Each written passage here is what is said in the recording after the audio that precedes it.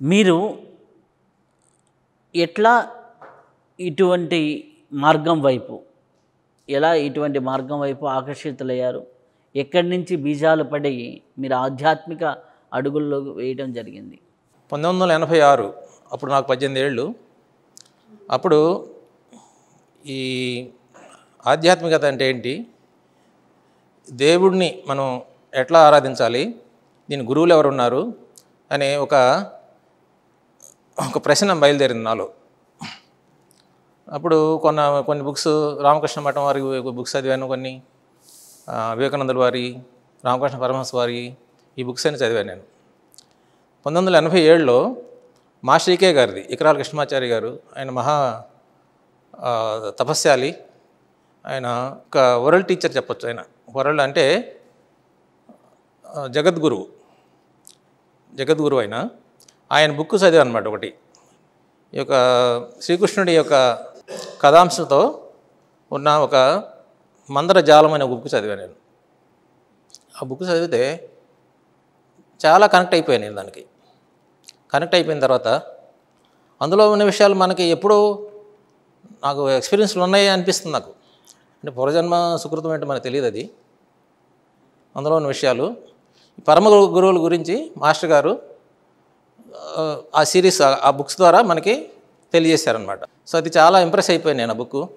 దాన్ని చూసి ఇంకా ఆయన రాసిన బుక్స్ మొత్తం తీసుకుని చదవటం జరిగింది. ఆయన 1984లో ఆయన దేహం వదిలేశారు. 87 నాకు జరిగిందనమాట ఇది. అంటే ఆయన ఫిజికల్గా నాకు తెలియదు యాక్చువల్గా. ఆయన ఒక గురువు అని, లేకపోతే ఒక ఆధ్యాత్మికవేత్త అని ఈ బుక్స్ అయిన తర్వాత ఆయన యొక్క మహిమ ఏంటో తెలిసిందనమాట నాకు. అయితే ఈ పరమ గురు మండలి అన్నారు కదా, ఆ పరమ గురు మండలి ఎవరు? ఈకే మాస్టర్ గారు చెప్పినటువంటి ఆ గురు మండలి ఎవరు? ఇక్కడ మనం శ్రీకృష్ణుడి కాలం, ఇప్పటికి 5150 సంవత్సరాల క్రితం శ్రీకృష్ణుడు ఈ భూమి మీద నడయాడాడు. ఆయనకు సమకాలికులు మైత్రేయ మహర్షి. మైత్రేయ మహర్షి యొక్క ఇద్దరు శిష్యులు ఉన్నారు, మరువు, దేవాపి. ఈ మరువు దేవాపికి ఒక శిష్యుడు ఉన్నారు, ఆయన జ్వాలకుల మహర్షి. ఇది పరమగురు పరంపర ఇట్లా వస్తుందన్నమాట. అది ఈ పరమగురు వీళ్ళందరూ కూడా చిరంజీవులు. వాళ్ళు అంటే చిరంజీవులు అంటే చిరకాలం జీవించేవారు. అప్పటి నుంచి ఇప్పటి వరకు కూడా వీళ్ళు జీవించే ఉన్నారు, ఇప్పుడు కూడా ఉన్నారు. సిద్ధాశ్రమంలో వీళ్ళు మైత్రేయ మహర్షి, జ్వాలకుల మహర్షి, ఈ మరువు దేవాపి వీళ్ళందరూ ఉన్నారనమాట. వీళ్ళే మనకి బ్లావటెస్కీకి గురువు లాల్ సింగ్ కుతుహుమి అని మాస్టర్ మొరీ అంటారు ఆయన్ని. బ్లావట్స్కీ థియోసాఫికల్ సొసైటీలో ఉన్న ఎస్టాబ్లిష్ చేసిన బ్లావటెస్కీ గురువు లాల్ సింగ్ కుతుహుమి, ఆయన మాస్టర్ మొరీ అంటారు ఆయన్ని. అజ్ఞాతంగా ఆమె నడిపించి ఆమెతో సీక్రెట్ డాక్టరీన్, ఐసిస్ అన్వీల్డ్ అనే బుక్స్ ఆమెతో రాపించారనమాట. ఇందులో ఈ జ్వాలకుల మహర్షి ఉన్నారు. ఆయన ఇప్పుడు టిబెట్లో ఉన్నారు. ఆయన ఒక టెలిపతి అయిన ఒక పద్ధతి ద్వారా లండన్లో ఉన్న ఎలిసియా బెయిలీ ఒక ఆమె ఉంటారు అక్కడ.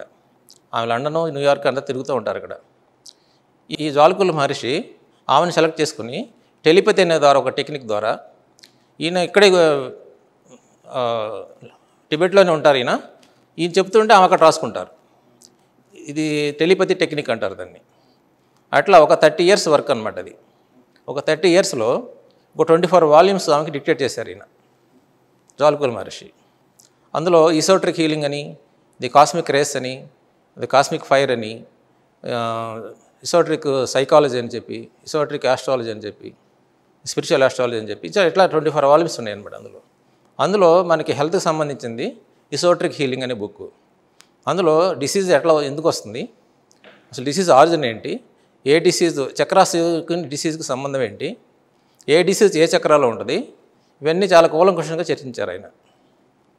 అంటే అది without knowing the knowledge chakras cannot treat the patient properly.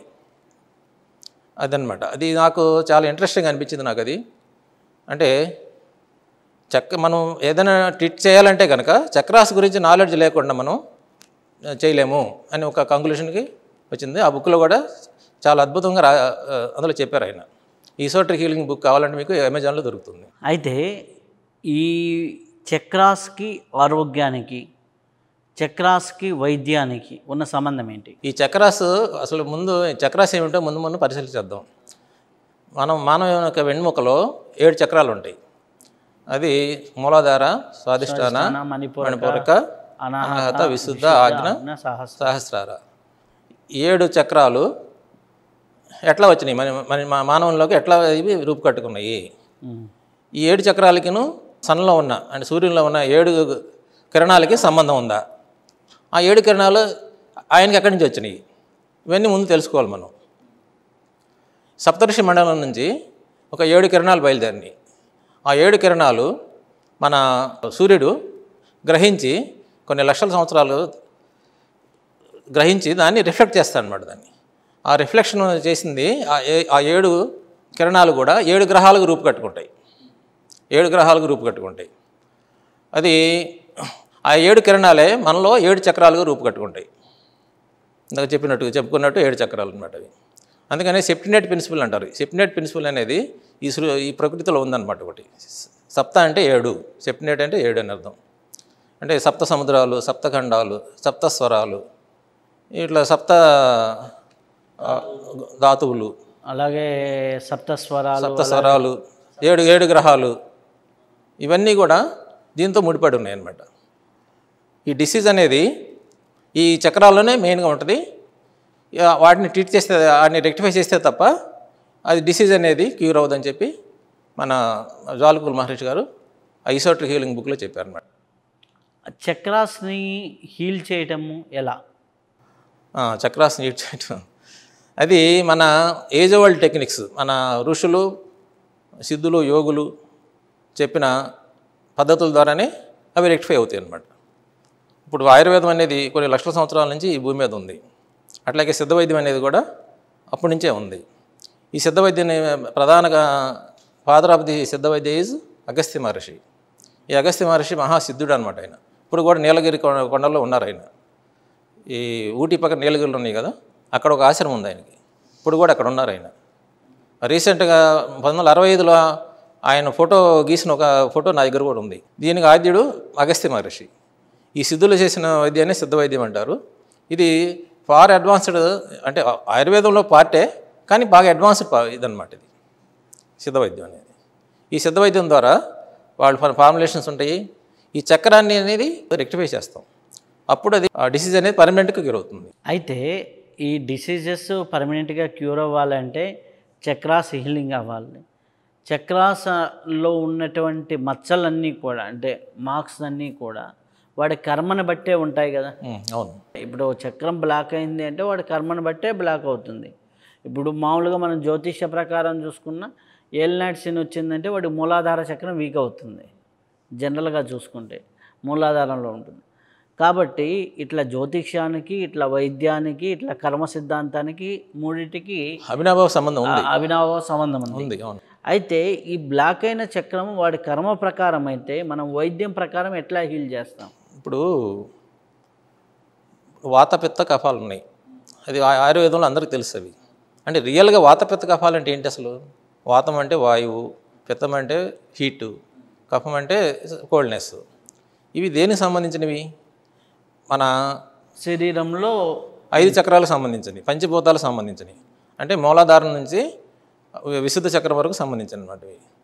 ఇప్పుడు విశుద్ధ చక్రము, అనాహత చక్రంలో సంచరించేది వాయువు, అది వాతం అంటారు దాన్ని. అదే స్వాధిష్టాన చక్రంలో ఉండేది పిత్తము, అంటే హీట్ అనమాట అది. అట్లాగే మణిపూరకము, మూలాధారంలో ఉండేది కఫము, కోల్డ్నెస్ అనమాట. ఇవన్నీ సమస్థాయిలు ఉంటే కనుక ఆరోగ్యం బాగున్నట్లు. ఇది అటు ఇటు అయినా సరే ఇది ఆరోగ్యం చెడిపోతుంది. అది జెనెటికల్గా క్యారీ అవుతుంది. అది జెనెటికల్గా క్యారీ అవుతుంది. మనం తెచ్చుకునే కొన్ని ఉంటాయి జబ్బులు, జెనెటికల్గా క్యారీ అవుతుంది. చాలా రీజన్స్ ఉన్నాయి దానికి.